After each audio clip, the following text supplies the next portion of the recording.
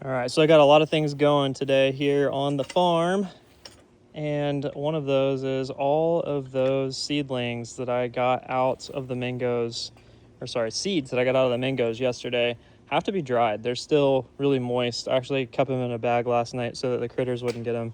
Left a few out, and they were moved by a raccoon rascal that comes around here. She loves to mess with stuff, so put them in there. I'm gonna keep them in my backyard, which, we have fencing around, so there's less likely things are going to mess with them.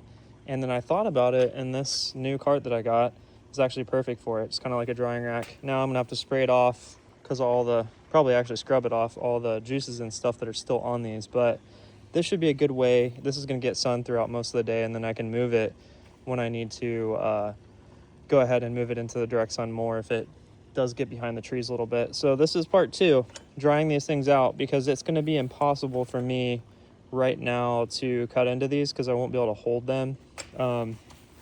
Maybe if I can find one that's drier. I was going to show you something.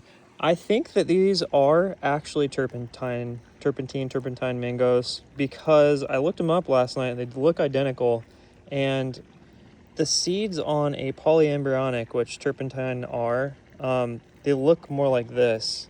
They're smaller. There's gonna be multiple seeds in there. This one feels like it could get in there. Usually I'll show you how to do that part, but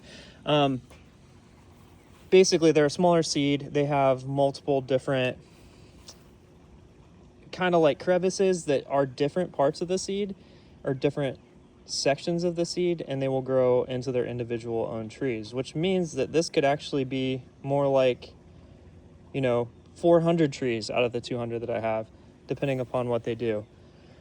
This is the most commonly used mango for grafting, so if that's the case, I found a great resource for being able to get these rootstock for growing mangoes, which is gonna be awesome. Now I just have to get the grafting part down, which you guys are gonna see me either absolutely ruin some of these or be successful, which is kind of cool, right?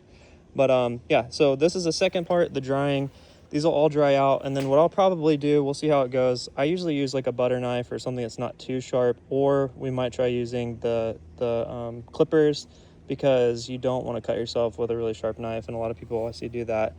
It's very risky when you're talking about doing this for hundreds of seeds. So that's kind of where we're at. Hopefully this gets dried out in the next couple of days. I have some time to bust some of these out, and then we'll work on that process, and then getting them in pots and or some of the other experimental things I'm going to try with these, just to see what germinates the fastest.